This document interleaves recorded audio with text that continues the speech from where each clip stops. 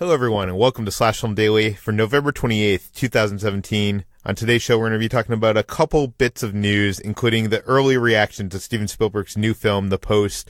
A live-action Scooby Doo spin-off movie has been announced, and a House of Cards update.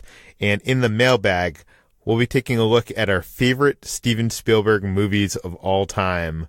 This is Peter Sciretta, and joining me on today's podcast is Slash Film writer Hoai-Tran.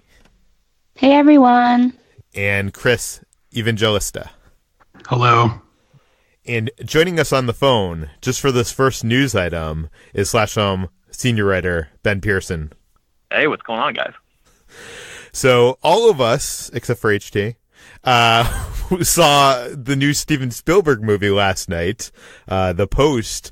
HT did a roundup for the site, which you can read on slashfilm.com. And she can chime in a little bit later with what the general reaction outside of our reactions is. But guys, what did you think of the movie? Let's start off with Ben. What did you think of The Post? Yeah, I love this movie. We talked about the trailer when it first came out on the podcast, and we were all sort of like, oh yeah, this is like a decent trailer.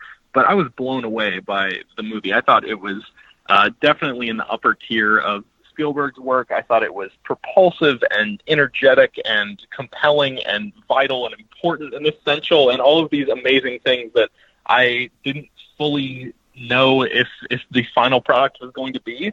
But man, this movie is incredible. The performances are just unreal all the way around, and Spielberg himself just like pushing himself. The camera work is really solid. There are so many like long takes in this movie that I wasn't expecting. And it all comes together in this way where it's so clear that everyone working on this movie is at the top of their game.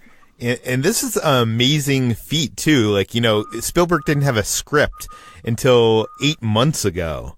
So like this film came together in quite short order. I'm going to echo what you said. This is an important movie for history, but not only just history, but today. It's very relevant. The performances are all amazing. The film. My girlfriend said she saw it. She said, the cast of the film got better and better as it went on. Like you're just like, they just kept on adding. Like this might be like one of the best ensemble casts that Spielberg has ever had. I think. I said on Twitter that this is his best film since Munich, but I don't think that's actually a hard task to do. Because his last few years hasn't been amazing. Chris, what are your thoughts on The Post? Yeah, to echo what you both said, I loved it. I agree. It's a very important film, especially for this year. And it actually made me a little kind of depressed because as I was driving home, I was thinking about it. And as much as it relates to our current climate, I couldn't help but think, like, if the same situation was happening now, I kind of feel like it wouldn't turn out the same way here in 2017, where things seem terrible all the time. And that just sort of like kind of brought me down a little bit because there's this really positive message about, the power of the First Amendment and how important it is to have a free press in a democratic society. But I don't know if everyone believes that anymore. I kind of feel like that sort of mentality is slowly slipping away, and that's kind of terrifying. So that sort of depressed me a little as I was thinking about it. Yeah, it's interesting that you say that because I was going to say that I was thinking the same thing, but also thinking that like that it is a little bit more optimistic than that, because a lot of the lines, the dialogue that President Richard Nixon speaks in the movie feel like they could have come directly out of Trump's mouth. And so in many ways, a lot of what happens in this movie is actually happening right now, and we haven't broken as a society yet. So I feel like we're doing okay. I mean, things are obviously terrible, but I feel like this movie is sort of a way to get people to say it's going to be fine. We're going to be okay as long as we can stick it out. And this has happened before. We've been through this before as a country, and we'll be fine. wonder how this movie is going to play to the general public, because, seeing this in a movie theater, I saw it at the DGA in Hollywood with a group of press and guild members from, like the guilds in Hollywood, like the Directors Guild and all that stuff. Seeing it there, throughout the movie, I'm not sure if this was your experience, but there was probably like 5 or 6 times throughout the movie that the entire audience broke into applause at something that happened or something that someone said. It was very, for me, it was a very moving experience, but I come from it as, I own a publication. I mean, not that we are publishing important documents like this. We're writing about Infinity War, but I guess we're all writers, so I think it's going to hit us a different way. What do you guys think? Yeah, I think that there's definitely a possibility that we are the perfect audience for this movie.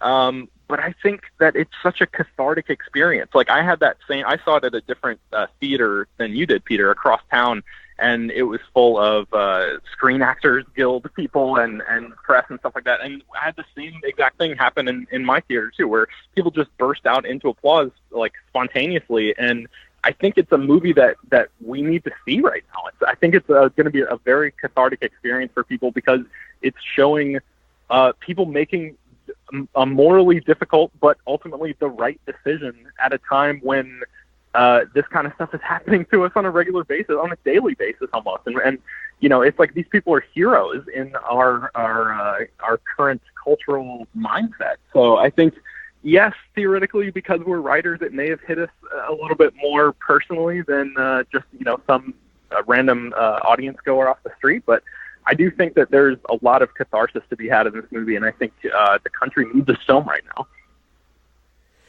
HT, you wrote an article for the site rounding up all the reviews and the reactions.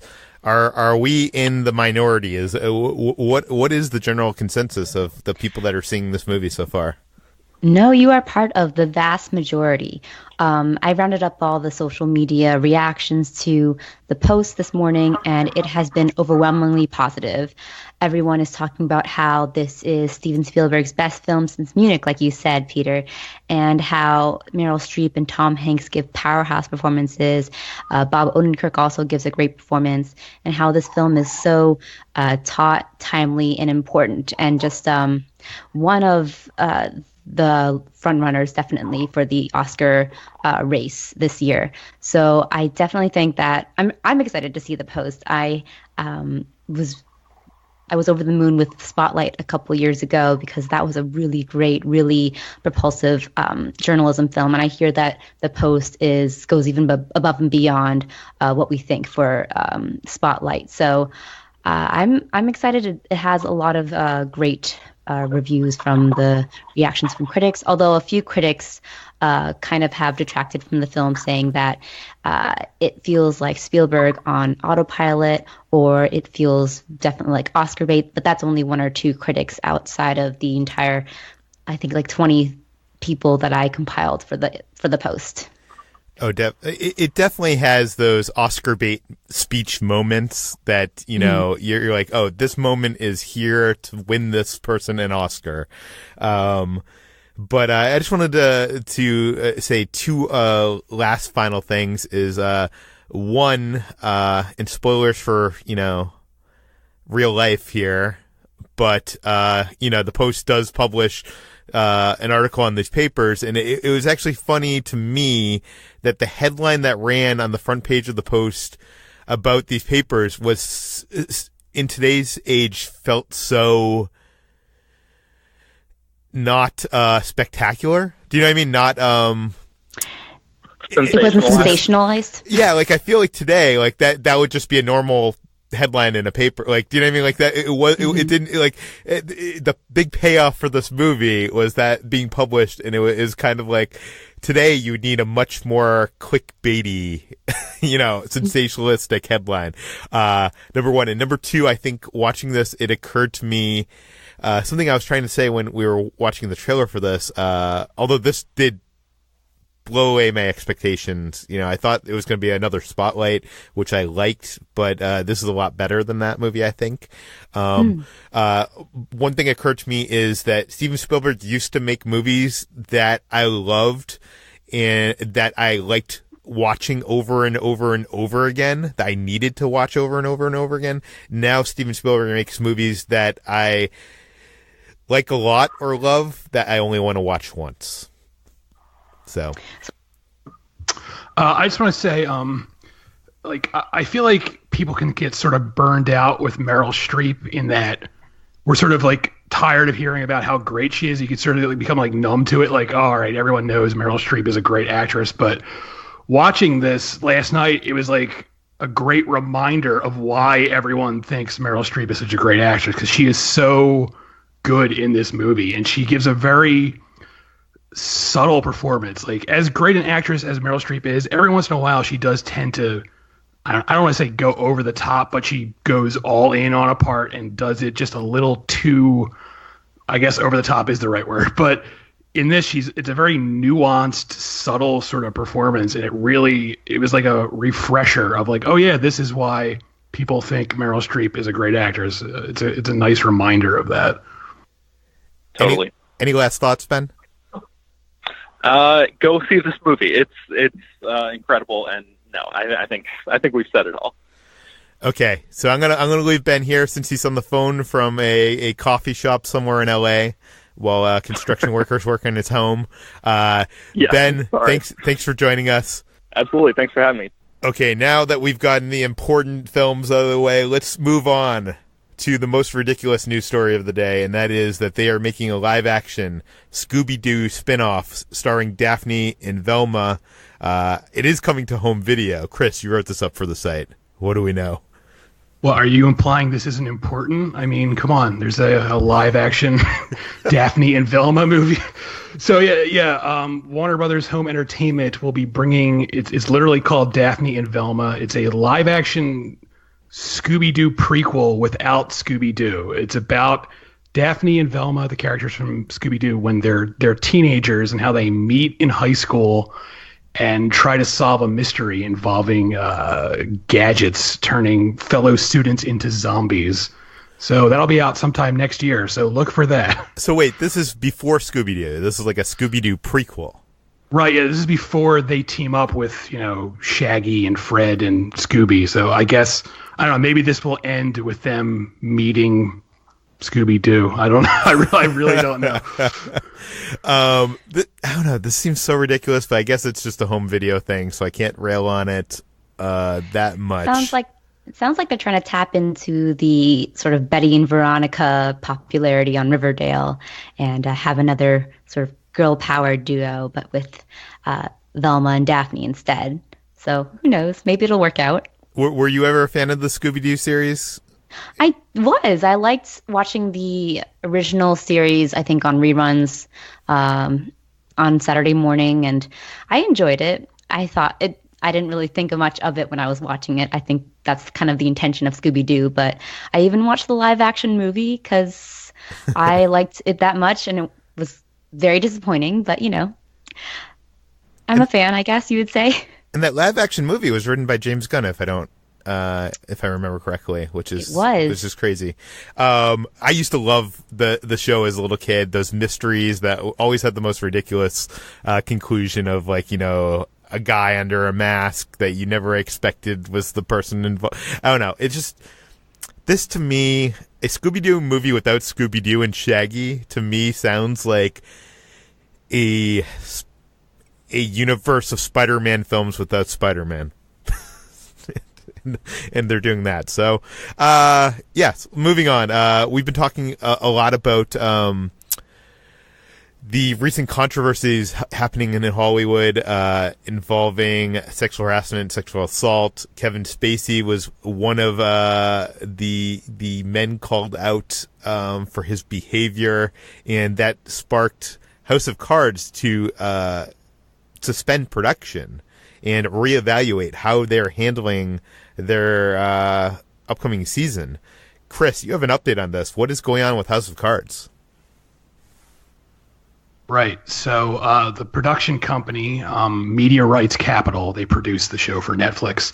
They basically sent a letter out to cast and crew telling them that it's a lengthy letter. You can read it on /film.com, but the gist of it is that they're going to likely start up production again next month on December 8th. After the Kevin Spacey allegations broke, the show was put on hold.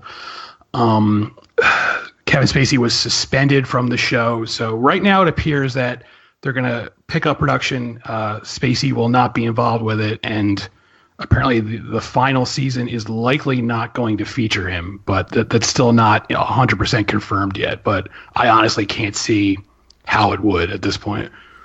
I just wonder, how do you get rid of that character? Even if you kill him off, how do you get rid of that character without having Kevin Spacey come back to film that?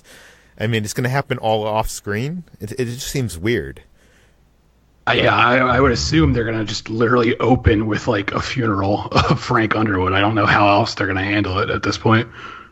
Yeah, it's also weird because I feel like that show is so, it's his arc. I mean, as much as it's him and Claire, it's going to be so weird to see him just be cut off from that series. But it's understandable. We'll have to see how they handle it. But let's move on to the mailbag. We were talking about The Post earlier on, Steven Spielberg's new film. In the mailbag, we have a question. What is your favorite Steven Spielberg movies? What least like Spielberg film do you think is underappreciated? So I'm not sure how we want to go into our rankings. Maybe let's each go with our number. Let's each talk about our number ones, because our number ones are the same movie. And that is E.T. HT, why is E.T. your favorite Steven Spielberg film of all time? So E.T. holds a special place in my heart because it was one of the movies that I grew up watching. My mom got it for me when I was really young, and I really empathized with the main character and connected with him. And it's such a well-made film. I watched it again recently and was just blown away by how sweeping and how compelling and how just tightly made it is. And the John Williams score just completely sweeps you up in all the emotions that are implicit in the film. And every element of the film is perfect. So it's a heartwarming story of a boy and his alien, which is, you can't get any simpler than that. And yet it sort of like transcends a lot of those early 80s, 90s childhood movies, just because it's so well made. I feel like it's Spielberg at his peak, and I have not had a film that I've loved as much as E.T. From Spielberg, at least. And it's a great film. It's just so well made. Yeah, E.T. I think is the first movie that I can remember crying in. As a kid, emotionally being destroyed by that. Spoiler for E.T. But there's a scene where E.T. dies, and it is so devastating for a kid. For a kid in a kid's movie. That music by John Williams is some of his best that he's done in his entire career. The movie doesn't talk down to kids. It feels very adult, even though it's, a kid's movie. It's just so filled with wonder, magic. We have this return of kids on bike shows and movies. They're trying to recreate that like 80s kind of being a kid in the 80s feel, and I feel like E.T. did it first and the best. And I've seen this movie hundreds of times, I think, over the course of my life, and it's just it's the pinnacle of Spielberg. It is Spielberg at his best. Chris, why do you love E.T.? For all the reasons you both said, and also it's one of the few movies that's made for everyone. Movies now, they're not really made for. They're made for a certain demographic. It's either for teens or some sort of age group. But this is a movie. it's trying to encompass pretty much something for everyone, both, young and old, and not a lot of people do stuff like that, and no one does it as well as Spielberg used to do. And for all those reasons, and also it's just, it's one of those films that just has the power to remind you of like movie magic. Like, no matter how many times I've seen that movie, every time it gets to that scene where, the kids are being chased and their bikes start flying, no matter how many times I've seen that movie, that scene always gets me. It just like blows me away. The combination of how it's staged and, the John Williams music, it's just very few films have that sort of power over me like this film does. For sure. HT, your number 2 film, I think it will be a surprise. I don't think it's on people's best of Spielberg lists. What is your number 2? My number 2 is Catch Me If You Can, starring Leonardo DiCaprio and Tom Hanks. It's one of my favorite films just because of simply how fun it is. It is a biopic, which I was surprised to learn when I first watched the movie, but it doesn't play like one. It always plays sort of like a sleek action adventure film and a chase film, as you can tell by the title.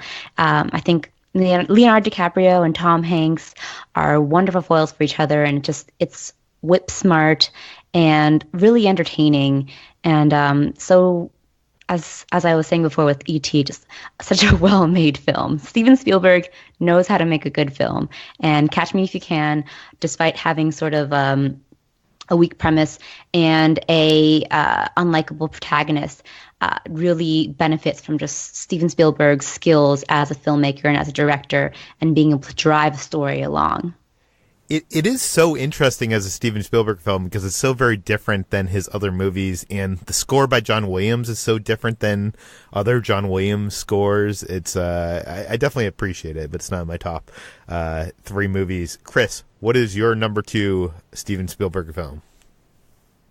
My number 2 would be Jaws, which is another one of those movies where I've seen it probably hundreds of times, and it doesn't matter. It still always packs a punch. It's one of those movies that I don't really watch TV that much, but if I come across it on TV, I have to sit down and watch the whole thing, even though I've seen it a dozen times. It's just, I don't know, it's just a great movie, especially even though it's not Spielberg's first movie, it's around, the beginning of his career, and to like launch your career with that movie is incredibly impressive because it's such a tight, well-constructed film. And, it just, I love it. My number 2 movie is HT's number 3 movie, and that is Jurassic Park.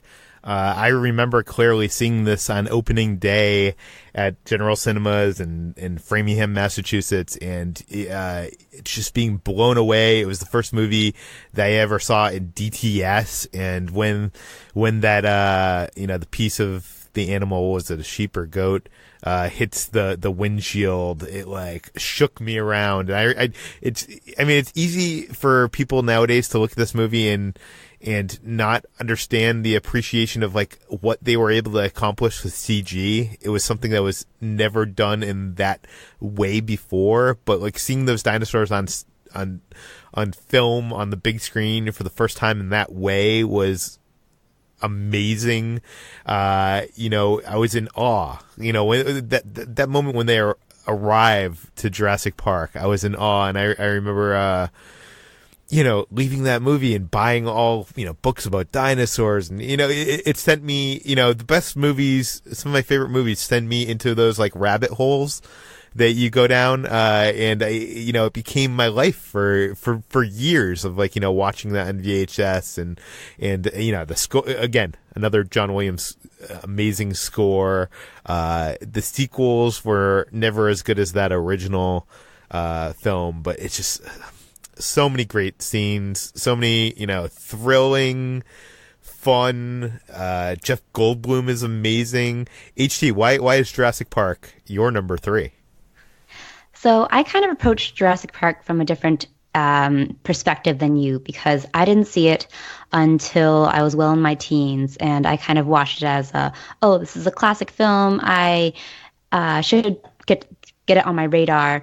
And I went into it expecting sort of dated effects and a good story, but I was really impressed by just how well the practical effects have held up. I think even better than definitely better than a lot of the CG effects from the mid 2000s that we saw in big blockbusters like the Star Wars prequels. So Jurassic Park was a movie that really surprised me and which still holds up every time I watch it when it's on cable, for example. I had the same sort of feelings of awe as you did watching it, like with the introduction of the dinosaurs, with the introduction to all the characters. It's so fun and tightly and well made again. And Jeff Goldblum, it began my long running crush on him. So that was a huge point in its direction. And I like how, even though it's initially just sort of almost family-friendly action film, it turns into all sorts of different genres. You have scenes that are reminiscent of like a horror film, like the one where the kids are eating Jell-O in the museum in the kitchen, and then they suddenly find themselves being chased by the velociraptors, I think, and that is a thrilling, tense scene that really stuck in my mind for a long time. So I think that Jurassic Park is just, it's an amazing film that none of the sequels have been able to live up to, and remains one of my favorite rewatches. I remember being so blown away by that movie opening night that I, begged my father to come with me to see it again the next night, a Saturday night. And we showed up at the movie theater. Of course, there's no Fandango. There's no online ticketing. And obviously all the screenings are sold out because this is Jurassic Park. And I remember, my dad being like, oh, let's go home. And I ended up buying 2 tickets to some other movie at the movie theater, and we got past the ticket taker and just went to Jurassic Park, and probably took 2 other people's seats that had paid for that movie, and I don't feel that bad. I really don't. You are confessing to an illegal action, Peter. Yes. Well, I mean, I'm sure many of us as kids would buy that one movie ticket, get past the, the ticket taker, and then go through, spend a day at the movie theaters, which is, against, you are stealing. But as a kid, it didn't seem that bad. But moving on from that to Chris's number 3 pick. What is your number 3 pick for the Steven Spielberg films? My number 3 pick is Lincoln. So I'm sort of like obsessed with Abraham Lincoln as a historical figure. I've read a lot of books about him, and I've watched a lot of documentaries, and I don't know, I just find him like a fascinating character. And it's history has sort of mythologized him where he's sort of like this larger than life figure now, and it's hard to think of him as a real person anymore. And one of the things I love about Spielberg's Lincoln so much is that it finds a way to make Abraham Lincoln seem like a real human person. I mean, a lot of that is Daniel Day-Lewis's performance, which is, like brilliant and untouchable. But just the film itself, the script by Tony Kushner is fantastic. And it really brings Lincoln down to this sort of human level that I've never seen any film do before with him or really any other historical figure. It really, I don't want to say deconstructs him, but it comes close to doing that, where it just makes him a believable flesh and blood person again. I really hesitated with this one because I knew it had to be one of the Indiana Jones movies. I think I'm going with Raiders of the Lost Ark. I love The Last Crusade. Indy's and his father is so much fun, and it reminds me of me and my dad. But I think Raiders of the Lost Ark is probably the best of that trilogy of movies. Just so much fun adventure. Harrison Ford is just so funny and confident, and it's Steven Spielberg was making those action movies that I think, Chris Nolan is trying to do today, which are they don't come down and try to be, appeal to the broadest possible denominator. They were smart and fun and, hitting all the different quadrants while not being stupid.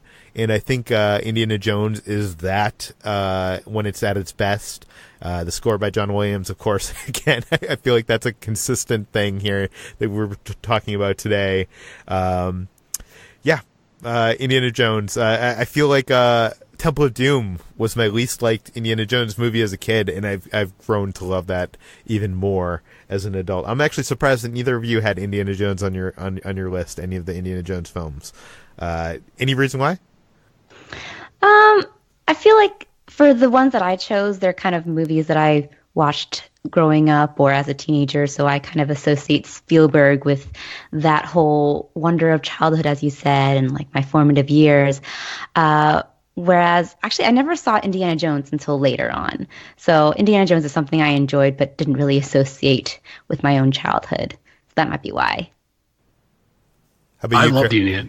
Yeah, I love the Indiana Jones movies. I love Raiders of the Lost Ark. I don't know. It's hard with Spielberg. I feel like my list with him, like if you asked me what my favorite Spielberg movies were in like a week, it would probably be different than what I have here. It's like ever changing. No, that definitely makes sense. I do think, and I said this earlier in the podcast, that my favorite Steven Spielberg movies are the ones that I like to watch over and over and over again. That doesn't mean that Schindler's List is not a great movie, because it is, but I really have only ever wanted to see that movie once, and it is a great movie. But I think, I want to go on a ride with Steven Spielberg, almost like I want to go on a ride at Disneyland, and I want to go on that ride over and over and over again. But the other question on this mailbag was asking us, what least liked Spielberg film do you think is underappreciated? And you know what? It was hard for me to pick one, so I'm gonna just list off the three and that I kind of came to, and that is Hook. I know a lot of people hate Hook. I know that it's cheesy. I understand why people don't like it. I know it's not a great film, but as a kid, going back to the Neverland and Robin Williams, it's a lot of fun. I totally understand why people don't like that film, but I saw it a few times in theaters. Another one is AI. That gets a lot of crap, maybe from Kubrick fans and the general audiences that usually like Spielberg stuff. It's a little bit too serious and a little too I don't know, but I really kind of love I love where that film goes. Where it starts is not anywhere near where it ends, and the adventure it goes on is, I've had so many conversations with friends about, the meaning of some of those final scenes. I really like AI. And lastly, I know War of the Worlds gets a lot of crap from people, probably mostly due to the ending. Where spoiler alert for War of the Worlds, but the family gets reunited, and they solve the war in some ridiculous way that was in the original source material. Aside from that, it is a roller coaster ride. It's a lot of fun. There's scenes in there that are on the level of that like kitchen scene from Jurassic Park. It's just a masterclass of filmmaking and cinema. But let's go on. Chris, what are your favorite unappreciated Spielberg films? One of mine is also War of the Worlds, which I get that people don't like. They feel like the ending is too neat, I guess, or too tidy or too happy. But beyond that, that is a very intense, disturbing movie. One of the things Spielberg said that inspired that movie was 9/11, and it's very much on display in that movie. Just the way he shoots it, where the cameras are always pointing up at the tripods and stuff like that. And I don't know. I feel like that's a very highly underrated film of his. Another one of his films that isn't entirely underrated, but I kind of feel like it's not valued enough is Munich, where I think that's probably the most complex movie he's ever made. The most emotionally and complex film. And even though I've seen plenty of people praise it, I also feel like people sort of forget about it when it gets lumped in with his other filmography. And I kind of feel like that needs to be, a lot more. It deserves a lot more attention. I definitely think Munich is his last great film, but you're right. No one brings that film up when they're talking about, great Steven Spielberg films. HT, what are your unappreciated Steven Spielberg films? So I only have one choice, and that is AI, which is definitely a movie that people either like or despise. I found in my experience, but I really enjoy it. I like the whole sort of fairy tale allegory that goes with it, with the Pinocchio thing, even though it's quite on the nose. I like how wacky it gets towards the sort of the middle. And I know it's very sentimental, but it's a movie that made me bawl when I watched it. And I still cry sometimes when I watch it again. And it's just it's equal turns, both cold and overly sentimental, but I think it's just a movie that works for me, even though it's sort of just a conundrum of various elements that don't exactly that kind of clash when they all put together. But it's just a film that I think is vastly underrated because it's just so it's not as masterfully well done as Spielberg's other films. Yeah, I think it's such a hard movie to sell too, because it goes in so many different areas that you don't expect it to be going, and it kind of ends on this allegory of finding your maker and God. It's very interesting. What did we miss in these lists? Tell us. Send us an email. peter@slashfilm.com. If you have a question to submit to the mailbag, you can send them to that email address. That's peter@slashfilm.com. Please mention your name and general geographic location in case we mention the question on the air. HT, where can we find more of your work online? You can find me at slashfilm.com. I'm on Twitter at @HTranBui, and I have a podcast, the Millennial Falcon Podcast, on iTunes. Chris, where can we find you? I'm also at slashfilm.com, and I'm on Twitter at Evangelista413. And you can find me on slashfilm.com. You can find all the articles we talked about today on slashfilm.com and linked in the show notes. You can find this podcast published every weekday on iTunes, Google Play, Overcast, all the popular podcast apps. Yesterday's podcast was a little late because our podcast host was down for whatever reason, but you should be expecting a new episode every day, midday, around 2 p.m. from now on until we hit the holidays once again. Yes, please go to iTunes, give us a rating, give us a review. That helps us out quite a bit, and we will see you tomorrow.